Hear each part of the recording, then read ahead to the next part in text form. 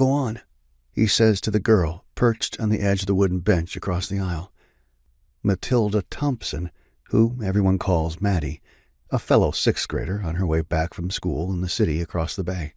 Her brown hair is tightly trapped by a green headband that makes Chip think of parrot feathers. Maddie glances up the aisle. She leans forward so far she's almost bent in half at the waist, hands clasped on her knees. She works nervously at a silver ring on her pinky, twisting and taking it off and slipping it back on. Thunder rolls across the water. The smell of the sea brine and salt and endless depths invades the cabin. "It's about Albert," she whispers. Chip takes in the name, rolls it around in his mind.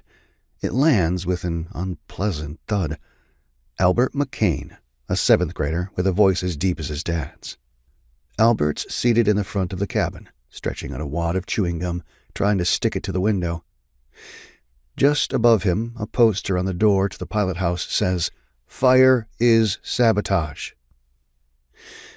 "I knew this case was going to be a doozy," Chip says. "Knew it from the minute you walked into my office."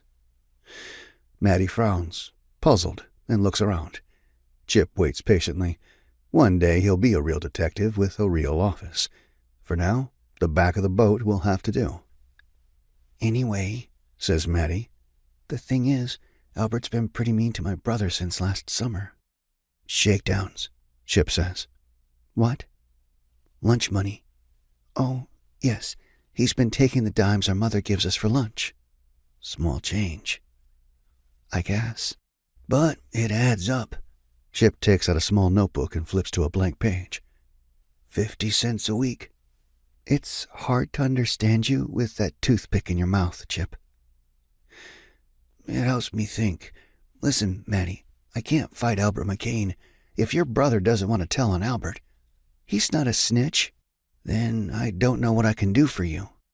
Chip thinks of himself as a pretty normal-size sixth-grader. Albert is nearly a foot taller, with broad shoulders and hands that swallow up a football at recess. The wispy beginnings of a mustache ghost his upper lip. Chip watches Albert give up on the window experiment and stick the gum behind his ear for later. The backs of his classmates' heads move with the rolling of the boat.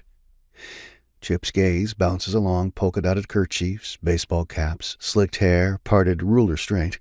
50 kids, the children of officers and prison guards, growing up on a cold, rocky island. Outside, the storm swirls into a roiling mass of gray. It's like the ship has sailed into a cloud. "It's not the lunch money I'm here about," Maddie says. "All right," Chip says.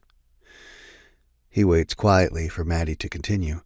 Except for the way he works the toothpick around in his mouth, he sits perfectly still. Like all his methods, he learned this one from the private investigator Jake Hall, hero of the ABC crime drama Hall of Justice.